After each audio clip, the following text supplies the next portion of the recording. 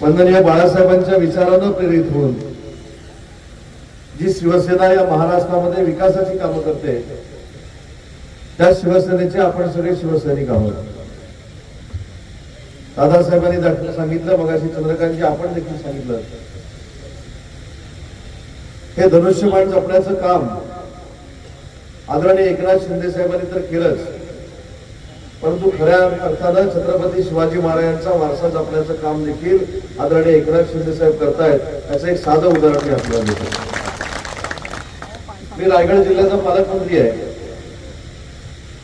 एक 15 दिवसापूर्वी आदरणीय मुख्यमंत्री एकनाथ शिंदे साहेबांनी मला निर्देश दिले की रायगडचं उमरखिंड नावाचं एक गाव आहे.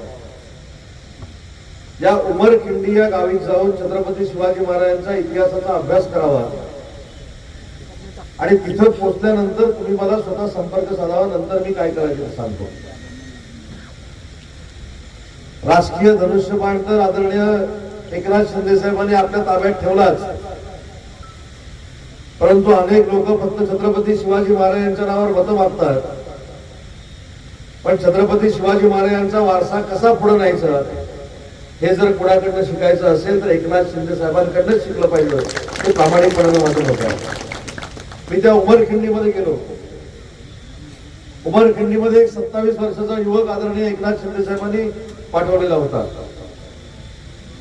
त्या मुलानं आम्ही त्या उमरखिंडीचा परिसर बघितल्यानंतर उमरखिंडीचा इतिहास काय तो आम्हाला सांगितला. आणि आपल्याला आश्चर्य वाटेल, छत्रपती शिवाजी महाराजांनी कारतबाज नावाच्या एका मुघल सैन्याशी लढाई केली. ती तलवारीनं केलेली लढाई नव्हती, ती धनुष्यबाणाने केलेली लढाई होती.